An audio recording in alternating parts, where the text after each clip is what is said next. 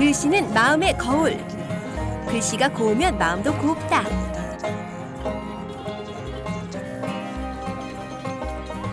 마음을 다스리려면 붓글씨를 써라. 생각도 하고 마음 안정도 하고 준비를 하는 거죠.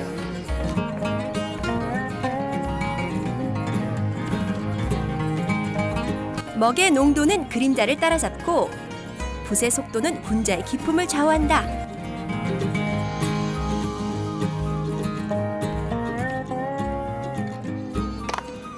낙하유수 좋습니다.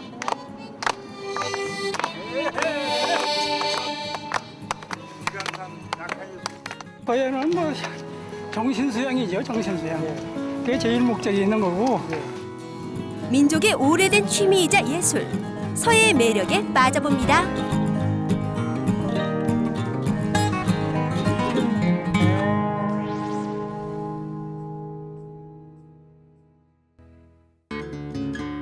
서울 마포구 대흥동. 한 서예학원에서 수강생들의 서예 작품을 늘어놓는데요. 평가회를 하시는지 숙제 검사를 하시는지 어떤 건 올라가서 나오고 어떤 건 그냥 나오고 그래가지고 이거는 이제 올라가서 이렇게 나왔거든요. 꽤나 신중한데요. 이거는 이제 오늘 여기 놔두고 낙관이랑 다 놔두고. 이게 뭘 고르시는 거예요?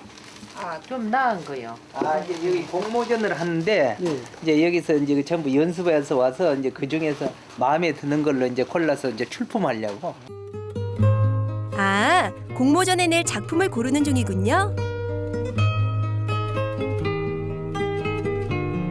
서예는 고대 중국에서 시작돼 우리나라와 일본 등 한자 문화권에 보급되었는데요.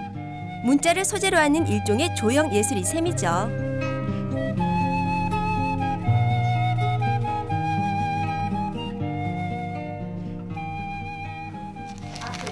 연습해서 와서 선생님한테 체본 대로 썼는지 아니면 잘못된 건지 체크 받으시고 그다음에 체크 받은 거 또 고쳐서 쓰고 집에 가서 연습하고. 서예, 즉 붓글씨를 쓰려면 몇 가지 준비물이 필요합니다. 이제 맨 처음 배루하고 그다음 먹, 그다음 붓, 화선지, 서진, 예. 그다음에 이제 깔개라고 있어요. 이제 다른 옛날에는 왜 이제 그 신문지를 깔아놓고 했는데 그렇게 하면 화선지가 붙으니까 지금 이제 그 밑에다가 천을 깔아놓고 씁니다. 문방사호라고 불리는 붓과 벼루, 먹과 종이가 우선 필요한데요. 종이는 한지나 화선지를 사용합니다. 물론 연습용과 작품용 한지가 따로 있죠. 붓은 털이 풍성하고 잘 빠지지 않는 것이 좋은데요. 예전에는 죽제비털을 많이 사용했지만 요즘에는 양털로 만든 것을 제일로 쳐준다고 하네요. 붓글씨에서 상당히 중요한 비중을 차지하는 게 바로 요 먹인데요. 아교를 녹인 것에다 그름을 넣어서 반죽한 뒤 향료를 섞어서 말리면 된다네요. 벼루로 쓰이는 돌은 변성암의 일종인 전파남입니다. 미세한 진흙이 쌓인 것이 고운 고압을 받아 암석으로 변한 것이죠. 꼭 필요한 것은 아니지만 서진, 그러니까 종이를 누르는 나무 막대도 붓글씨를 쓰는데 아주 요긴합니다. 글을 잘 쓰려면 우선 먹 농도를 잘 맞춰야 됩니다. 먹 농도가 맞지 않으면 붓이 잘 나가질 안 하고 글 쓰는데 상당히 어려움이 있어요. 그러니까 이제 그 처음부터 먹 농도를 잘 맞춰서 글 쓰는데 지장이 없도록 하는 게 제일 좋고. 먹은 벼루에 수직이 되도록 똑바로 세워서 갈아야 빠르고 쉽게 먹물을 얻을 수 있대요. 생각도 하고 마음 안정도 하고 준비를 하는 거죠.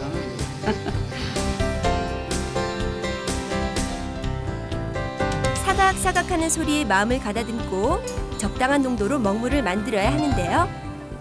그 느낌으로 알아야지. 또 이제 오래 쓰다가 보면은 처음에는 잘 모르겠지만 이제 처음에는 먹을 갈면서 이제 화선지에 묻혀봐야 하는데 조금 이제 오래 이제 쓰신 분들은 이제 먹을 갈다가 보면 어느 정도 농도는 알 수 있어요. 먹물의 농도가 적당해야 글씨가 퍼지지 않고 종이에 잘 스며든다고 합니다. 아무래도 먹 가는 것도 중요하겠죠. 뭐 이렇게. 그렇죠. 그럼요. 잘못 가면 막 퍼져요. 농도가 안 맞으면 딱 맞아야 이제 글을 써놔도 퍼지지 않고. 기록에 따르면 서해의 기원은 중국의 은나라 때로 거슬러 올라가는데요. 기원전 14세기경 무기나 악기에 새겨진 갑골 문자가 그 시초라고 합니다. 대개 한자는 서서 많이 씁니다. 이제 이렇게 이제 그 해서 기초부터 해서를 쓰신다고 하면은 해서 기초부터 뚫을 공부터 또 한일자를 배워야 되고, 그다음에 이제 만약에 또 한글을 배우신다 그러면은 역시 한글도 이제 그 궁체부터 기초를 천천히 배우고 습득을 한 다음에 이제 그 체본을 받아서 이제 글을 쓰게 돼요. 기왕이면 이제 그럼 붓글씨를 잘 쓰려면 어떤 자세를 가져야 하나요? 붓은 바르게 세워줘야 됩니다. 붓은 연필같이 눕혀진다거나 그렇게 하면 안 되고, 왼손은 항시 이렇게 서진은 누르고 난 다음에 이렇게 붓을 세워서 왼손은 종이를 잡고 화선지를 잡고 붓은 바르게 수직으로 세워서 팔을 들어줘야 돼요. 팔을. 그러니까 붓을 들고 팔이 좌우로 마음대로 움직일 수 있도록, 그래서 팔꿈치를 들어주고, 또 한글 같은 경우는 나중에 적은 글을 쓸 때는 치만법이라고 해서 팔을 받쳐주고 글을 씁니다. 예, 그러니까 그거는 이제 익숙해졌을 때 그렇게 하는 거고. 그렇다면 어떤 붓을 골라야 글씨도 잘 써지고 오래 쓸 수 있나요? 붓이 좋은 것은 예를 들자면 붓을 모았을 때 붓끝이 벌어지지 않아야 되고, 붓털이 빠지지 않아야 됩니다. 붓털이 빠지면 금방 붓이 망가져 붓이 벌어져서 글을 쓸 수가 없어요. 그러니까 붓이 약간 좀 부드러운 거, 털이 약간 좀 부드러워야 글쓰기가 아주 편리합니다. 붓은. 예. 그리고 이제 붓도 이제 그 세필이 있고 또 큰 붓, 대붓이 있고 한데, 글씨 쓰기에 따라서 글씨가 적은 것은 좀 세필로 써도 되고, 큰 글씨를 쓸 때는 대필로 써야 되고 그렇습니다. 보통 붓글씨로 애용되는 서체는 5가지가 있는데요. 한자의 발달사로 보면 된대요.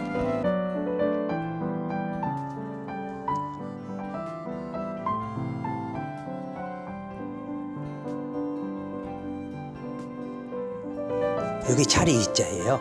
전서로 상형 문자 이제 전서에서 조금 발달해서 발전이 돼 갖고 이제 그 예서를 쓰면 이제 인변을 예서는 중국 한나라 때 쓰던 옛 서체를 말하는데요. 일상적으로 쓰기 편한 서체입니다. 다음엔 해서인데요. 후한 말기부터 6조 시대에 유행하던 서체라고 하네요. 이제 구양순체를 이제 쓰는 거예요. 여기 이제 해서, 그 다음에 이제 행서. 행서는 해서를 흘려 쓴 것이고요. 그럼 이제 해서를 갖다 이렇게. 이제 이거는 행서. 그 다음에 이제 초서라고 하면은 이제 예를 들자면은 요 인변을 갖다 또 이렇게 돼. 이게 초서. 그래서 한자에는 오체가 있어요. 초서는 일종의 약식 한자인데 단번에 이어 쓰는 게 특징입니다. 서해는 중국 문화권 안에 있는 여러 나라에서 특유의 예술로 전승되어 왔는데요. 이것은 한자가 서양의 알파벳과 달리 그림 문자에서 비롯됐기 때문에 예술로 승화되기 쉬웠다는 얘기입니다.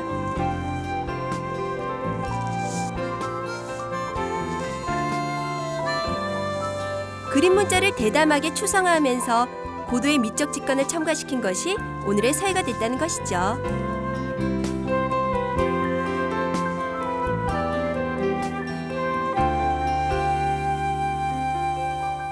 이번엔 이형주 원장께서 휘호를 한 장 썼는데요. 화향, 꽃화 향기 향차, 일천천 마을리자, 꽃의 향기는 화향천리, 행인, 탄일행자 사람인자, 큰 덕자, 일만만자, 해년자, 훈훈할 훈자. 꽃의 향기는 천리라 가도 사람은 덕은 누구든지 입으면은 올해 몇만 년 훈훈하다는 뜻이에요. 덕을 입으면은. 예.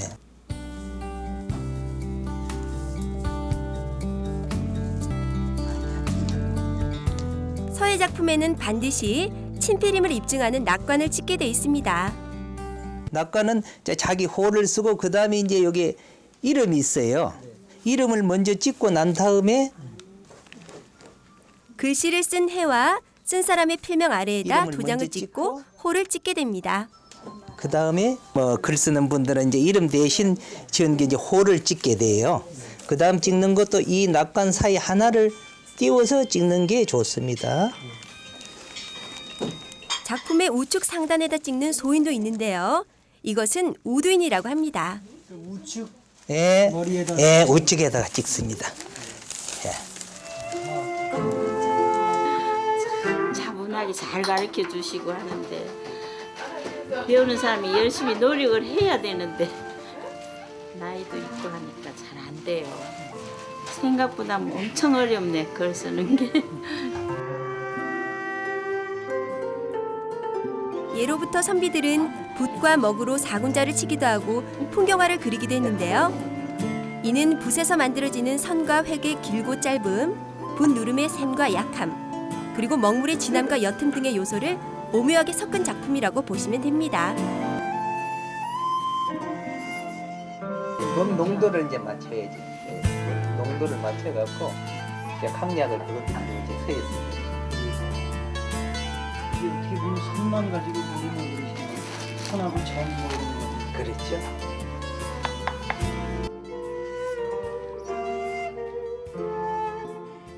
두 시간 정도 정성을 기울인 끝에 드디어 윤정자 씨의 난 작품이 제 모습을 드러냅니다.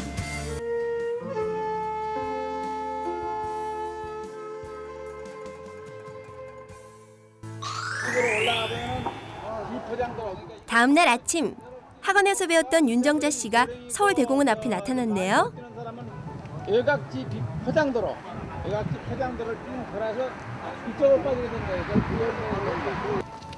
산책을 나온 것 같기도 하고요. 뭔가 특별한 목적을 갖고 나온 것 같기도 한데 가끔 이제 한 번씩 이제 머리도 식힐 겸 발음도 좀 쐬고 이제 좋은 맑은 공기도 좀 쐬고 또 탄압대회 겸 그래서 이제 가는 거니까. 오늘 대공원 산책에 함께 나선 사람들은 마포문화원에서 서예를 공부하는 동호인들입니다. 서예는 뭐 정신수양이죠, 정신수양. 그게 제일 목적이 있는 거고. 언제부터 쓰셨어요? 나는 뭐 한 3년 됐어요. 3년 되셨어요? 예. 3년 된 사람이 초보예요, 아주. 다른 거는 뭐 3년 정도 배우면 도사가 될 텐데 참 서예는 이건 어려워요. 서예는 뭐 한 7, 8년 돼가지고도 초보로 못 내네요.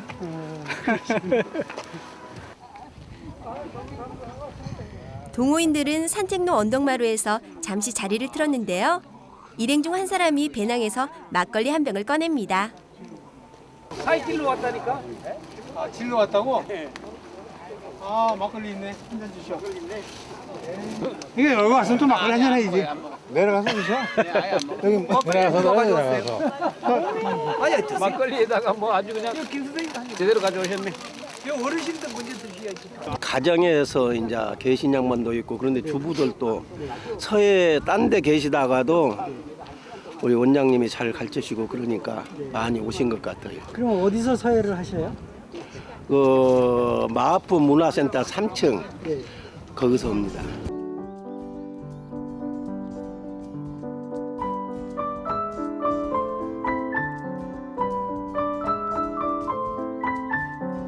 때마침 서울대공원 산책로는 봄볕이 나른하고 개나리 진달래가 활짝 피어 길손들을 반깁니다.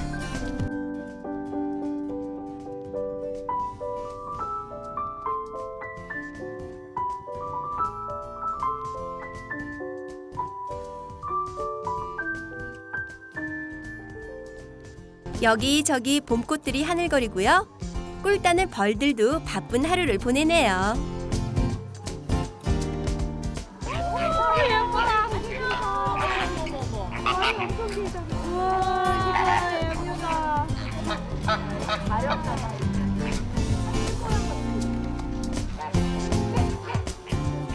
호박이며 원숭이며 동물원의 동물들도 봄볕을 쬐며 긴 겨울을 털어냅니다.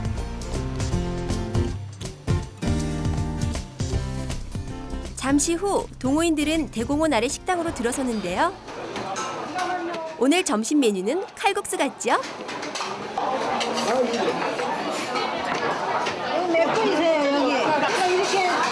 이렇게 잡수시고 이렇게 잡수시고 여기 다 이러니까 아니 이렇게 안 잡수시고 각종 야채에다 칼국수와 돼지고기를 삶아 먹는 칼국수 샤브샤브.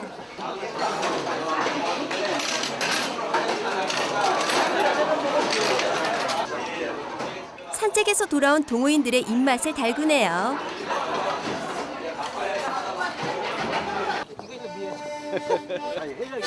산책을 마무리할 즈음 권호영 어르신이 하모니카 연주를 시작합니다.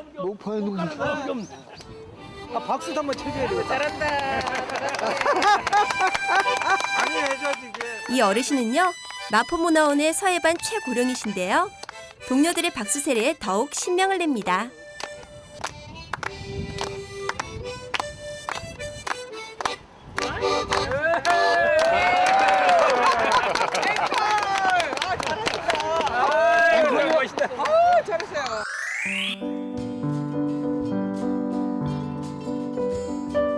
다음 날 동호인들은 마포문화센터에 모여 글쓰기에 열중합니다. 간혹 먹을 가는 소리가 들릴 뿐 붓글씨의 사각거림이 들릴 정도로 조용합니다.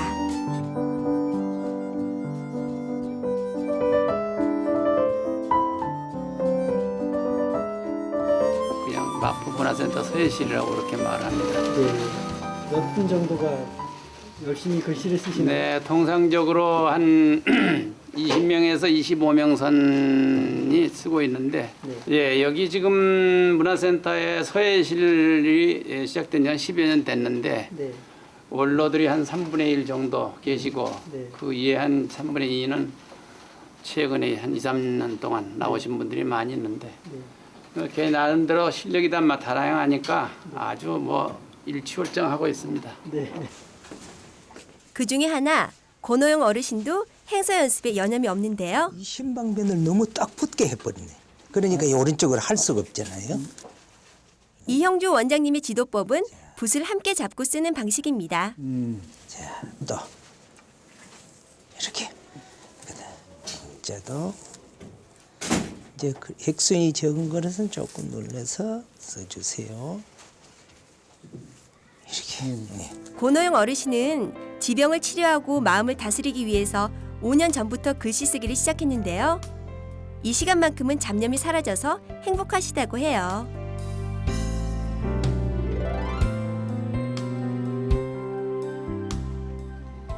기본이 이제 서예를 한다는 그 자세가 가장 중요한 것 같아요. 전에는 아주 내가 오면 떠버리거든요. 그냥 얘기하는 데만 치중을 했는데 이 글씨 쓰는데 심혈을 기울이자면 우선 단전 호흡을 해야 되고 모든 이목구비 내가 생각하는 건 모든 거 다 비우고 오로지 글자 한 획 한 획 쓰는데 신중을 기하지 않으면은 이 글이 안 됩니다. 그리고 우선 마음의 자세가 내가 갖춰줘요. 눌렀으면 들어줘야 되고 연결 부분이니까 원획이 아니고 원획은 좀 크게 하고 요거는 이어주는 거고 그러니까 가늘게. 자, 강약이 있어야 돼. 또 수필. 자, 또 조개패를 할 때 왼쪽은 가늘고 자, 하나, 둘, 자, 또 자. 붓은 가는 방향으로 보고 절필을 해야 돼. 꺾어준다 그 말이. 자, 뛸 때 바로 떼지 뭐 살짝 밀어줘. 그럼 붓이 서지. 이렇게. 붓을 누르는 힘과 쓰는 속도에 따라서 글씨 모양은 때론 힘차게, 때론 유연하게 바뀝니다. 우리나라는 서예, 제주예자라고 하고 저기 일본 같은 경우는 서도라고 합니다. 길도자. 글서자는 똑같고 그 이제 저기 저 중국에는 서법이라고 합니다. 예, 그래서 이제 이 서예도 하나의 예술이니까 그래서 제주예자 그래서 서예라고 합니다. 우리 한국은. 서예는 심신의 균형을 맞추기에 적당한 취미인데요. 아침이나 주말에는 맨손 체조나 조깅 같은 신체 운동을 하고 늦은 오후나 저녁에는 서예를 하는 것이 정신 건강을 유지하는 데 으뜸이래요. 5년째 됐거든요. 어떻든 간에 이렇게 그 일주일에 한 2번씩 이렇게 나와서 쓰니까 벌써 5년이라는 세월이 지났고 뭐 앞으로 한 20년, 30년은 뭐 이상은 쓸 수 있을 거니까. 그런데 수업이 끝날 무렵 서예반 총무님이 딸기를 한 바구니 들고 들어오시네요.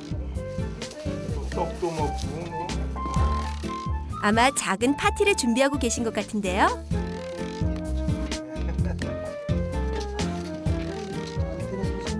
예, 해서 행서 이렇게 바뀔 때 체본이 그때는 이제는 사죠. 일종의 책거리 같은 거니까. 예. 맞아요.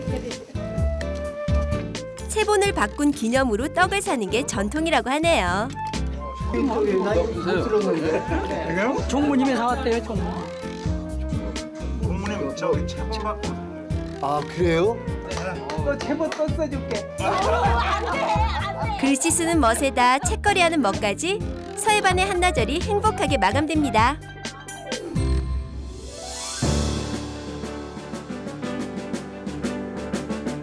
마음이 울적할 땐 글씨를 쓰자.